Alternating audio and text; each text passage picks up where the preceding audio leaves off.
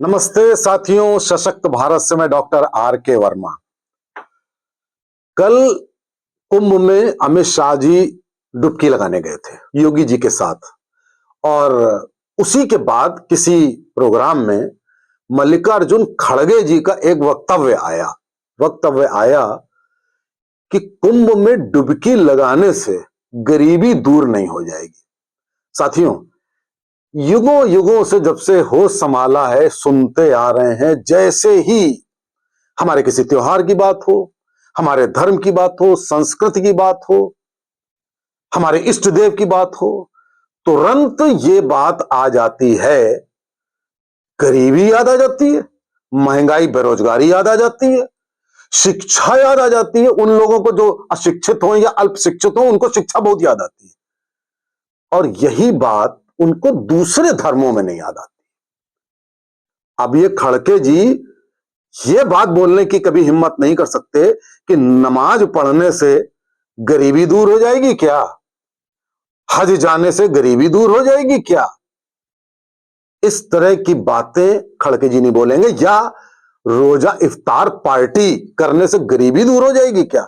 आपने कभी सुना किसी को, ये खड़के जी को छोड़िए, आपने कभी किसी को सुना ऐसी बातें कहते हुए किसी और धर्म के बारे में।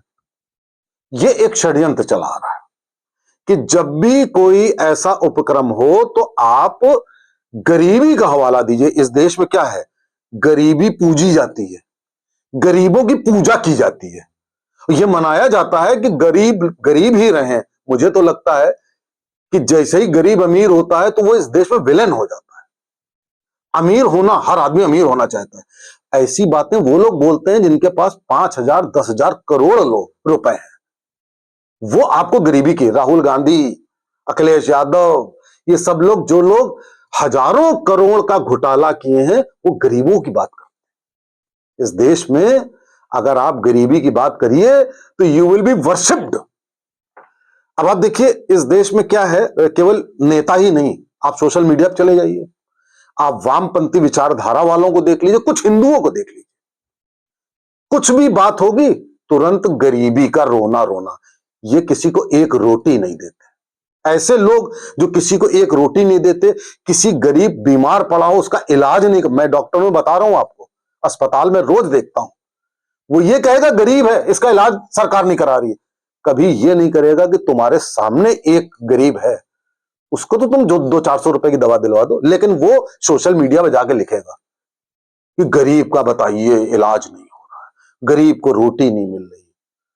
साथियों, वहां पे आपने कुंभ में देखा, ये खड़गे जी से बोलिए कि एक बार कुंभ चले तो जाओ, वहां देखो कि वहां पे करोड़ों गरीब आ रहे हैं, सर के ऊपर गठरी रखे हुए, 80-80 साल की बुढ़ी माता आ रही है।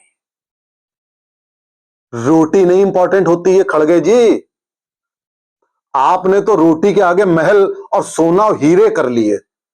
आप ही चाहते तो हजारों लोगों की रोटी आप कर सकते थे, लेकिन उन जो गरीब कुंभ में जा रहे हैं उनको रोटी से मतलब नहीं है, उनको अपने धर्म, अपनी संस्कृति, अपनी विरासत, अपने पुण्य, अपने मोक्ष, उसकी भी आवश्यकता है। रोटी केवल जानवर और कुत्ता, मानव कुत्ता नहीं है, मानव जानवर नहीं है, मानव मानव है। मानव हुआ है संस्कृति और धर्म से। और धर्म क्या है, धर्म है सत्य, वो धर्म है। धर्म का मतलब रिलीजन नहीं है कि कोई रिलीजन चले आए, धर्म का मतलब है सत्य की राह, सत्य की खोज। अब अभी परसों अखिलेश यादव भी वहां जाके डुबकी लगाए। अरे भाई खड़गे जी, एक बार अखिलेश यादव से ही पूछ लेते कि भाई तुम्हारे पाप धुले कि नहीं धुले। भैया, राम भक्तों की हत्या हुई, सबने देखी, अकारण हत्या हुई, कोई पेट्रोल बम नहीं लिया था, कोई बंदूक चक्कू नहीं लिया था, आपने गोलियों से भनवा दिया सैकड़ों लोगों को। तो यार एक बार पूछ लेते खड़गे जी कि उनके पाप धुले कि नहीं अखिलेश यादव के। और अखिलेश यादव को तो हमने मजबूर कर दिया कि भैया तुम पीडीए की बात कर रहे हो, कुंभ में जाने वाले 70% लोग तो पीडीए वाले हैं भैया, तो तुम्हें मजबूर कर दिया। अब तुम गए तो राहुल, सोनिया और खड़के जी और इन सबके ऊपर प्रेशर है कि कैसे जाएंगे कि नहीं जाएंगे, क्योंकि जाने से तुम्हारा एक समुदाय जो कि बहुत कट्टर है वो इसी बात से नाराज हो जाएगा कि तुम गए क्यों, और तुम्हें उसके इमोशन की बड़ी फर्क पड़ी हुई है। तो साथियों, ये जो हमारे देश में एक ट्रेंड चला हुआ है बहुत पहले से कि सनातन संस्कृति को खत्म कैसे करना है। दिवाली है, प्रदूषण कर रहे हो भाई साहब, उसी के 2 महीने बाद, 1.5 महीने बाद प्रदूषण नहीं याद आता है। 2-2 साल से युद्ध चल रहे हैं, प्रदूषण नहीं याद आता है। दिवाली में भी गरीबी के याद आने लगती है, जबकि लाखों गरीबों को रोजगार मिलता है। अमीरों गरीबों बराबरी करते हैं हम त्योहारों के माध्यम से। आप क्या कहते हो कि भाई साहब प्रदूषण कर रहे हो, दिए में तेल डाल रहे हो तो गरीब तेल भर रहा है। अरे भैया, गरीब कम से कम तेल भर तो रहा है, मिल तो रहा है उससे। होली पे आप भाई साहब महिला को बैठाल दिया उसमें और पानी वेस्ट कर रहे हो, और जब आपका त्योहार हो तो उसमें बकरीद में आप एक एक बकरे में 500-1000 लीटर पानी आप वेस्ट कर देते हो। तब आपको पानी नहीं याद आती। नवरात्रि पे आपको याद आने लगती है स्त्री की। हम कन्याओं को भोजन कराते हैं, आपको स्त्रियों की बात। हर एक में उलाहना देनी है। हिंदुओं का कोई त्योहार, चाहे करवा चौथ हो, रक्षाबंधन हो, आपको मजाक उड़ानी है, आपको ये सारे क्रमबद्ध तरीके से। जबकि साथियों, इन त्योहारों और सनातन संस्कृति के कारण ही गरीबी भी दूर हो रही है, महंगाई भी नहीं हो रही है। जो कुछ हो रहा है और जो शिक्षा और संस्कार सनातन संस्कृति में मिलते हैं एक व्यक्ति को, उसकी आप कल्पना तक नहीं कर सकते। करोड़ों लोग कुंभ में है, मजाल है कोई बदतमीजी हो जाए, कहीं पे कोई आपराधिक घटना हो जाए, कहीं कुछ हो जाए, सब जय जयकार करते हुए एक अनुशासन में जा रहे हैं। ये हमारे सनातन संस्कार हैं, इन संस्कारों के लिए हम जा रहे हैं। और आप कह रहे हो, अच्छा, उसके बाद खड़गे जी ने एक बात और कह दी कि मोदी शाह चाहे जितना नहा ले कुंभ में, इनके पाप नहीं धुलेंगे। साथियों, एक हिसाब से बात सही है कि भाई साहब आपकी कमाई बंद जो कराने का पाप है, वो पाप तो नहीं धुल पाएगा। ये बात तो सही है। आपकी और पूरे कांग्रेस की और पूरे विपक्ष की कमाई, भ्रष्टाचार, अपराध जो हमने बंद कर दिया है, मोदी ने, शाह ने, हम लोग, सब लोगों ने, वो पाप तो, सही कह रहे हो भैया, वो पाप तो नहीं धुल पाएंगे। तो हमें लगता है कि शायद खड़के का इंटेंशन यही होगा, क्योंकि खड़के की आप संपत्ति आप सोशल मीडिया पे और सब पे आप जान लें तो आप हैरान रह जाएंगे कि एक ऐसा व्यक्ति जिसका पास्ट, अभी उनके पास्ट के बारे में भी, उनका घर गांव कैसे जलाया गया उसके बारे में भी चर्चाएं थी, वो चर्चा यहां पे करने की नहीं होती है, लेकिन किस लेवल पे थे वो आज 5,000 10,000 करोड़ के मालिक। अरे भैया, तुम ही अपनी सारी संपत्ति दे दो, कम से कम 1 लाख गरीबों का उद्धार हो जाएगा, तुम गरीबी की बात अगर कर रहे हो तो। और पाप धुलने की बात जहां तक है, तो यार पूछो ना जाके कि क्या क्या पाप किए हैं तुम्हारे कांग्रेसियों ने। आपने नरसिम्हा राव की जब अंत्येष्टि हो रही थी, क्या पाप किया था आपने? नहीं धुलेंगे आपके पाप, लंबी लिस्ट है आपके पापों की। और हमने तो बस आपको, आपकी कमाई बंद कर दी तो हमारे पाप नहीं। अब साथियों, धर्म संसद कल होने जा रही है, आज या कल।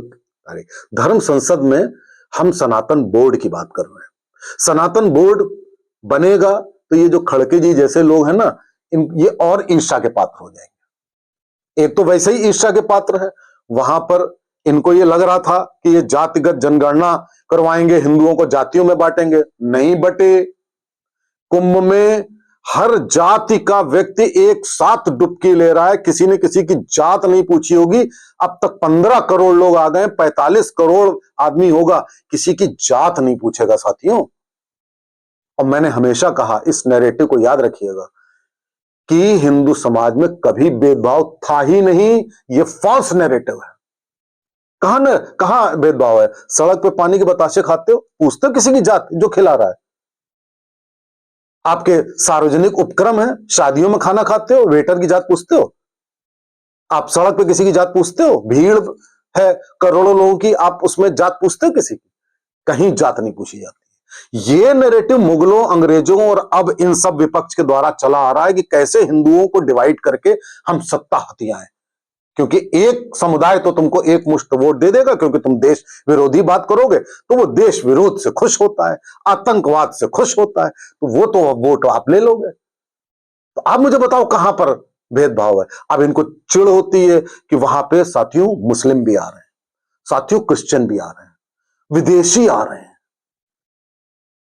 ऊपर सैटेलाइट से इमेजेस देखी जा रही हैं, अमेरिका में देखी जा रही है, अंतरिक्ष से फोटो डाली जा रही है कि देखो करोड़ों का मैनेजमेंट कैसे होता है। इतनी प्रशंसा पूरी दुनिया में हो रही है, इनको कहां से पसंद आएगा। फिर ये गरीबी की बात करने लगेंगे। वहां जाके देखो खड़के जी कि वहां पे गरीबी दिखेगी आपको। इतनी सी गरीबी अगर दिख जाए कुंभ में तो आप बताइएगा। मैं बात कर रहा था सनातन बोर्ड की, कि सनातन बोर्ड बनते ही जो ये लोग हैं और ईर्ष्या करेंगे, इनको ऑलरेडी बहुत ईर्ष्या है।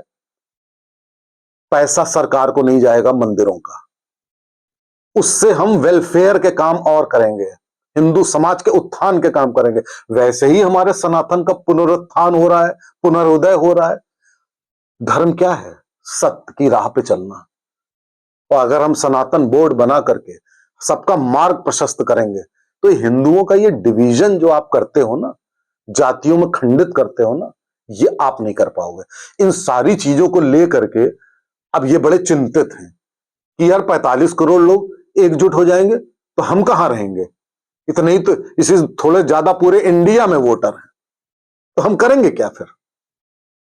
तो साथियों ये इन लोगों की बातें और कुछ लोगों की सोशल मीडिया पे जो बातें हैं ना, गरीबी, रोजगार, महंगाई। महंगाई साथियों सैकड़ों साल से है, और महंगाई थोड़े थोड़े समय पर होती है, वो कोई कंसर्न की बात नहीं है। हर युग में हर समय आदमी रोया है महंगाई के लिए।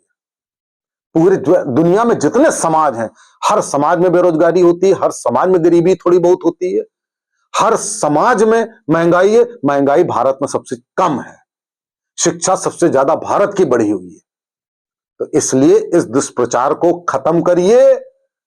और खड़गे जी अगर आपके अंदर हिम्मत हो तो इन गरीबों का आप कुछ उद्धार कर दीजिए। हमने तो बहुत कुछ किया, हमारी सरकार ने बहुत कुछ किया है। नमस्ते, जय हिंद, जय भारत।